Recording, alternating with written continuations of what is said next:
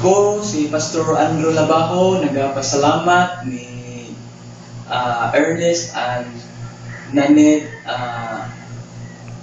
sa World Harvest sa Fremont, sa ilang gasa nga rin ako.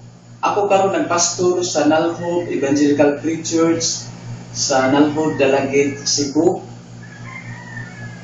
Unya, naga-pray ko para ni Nanette o ni Ernest nga ang Diyos magapadayon sa pagpanalangin sa ilang mga kinabuhi kauban sa tibok niyang pamilya.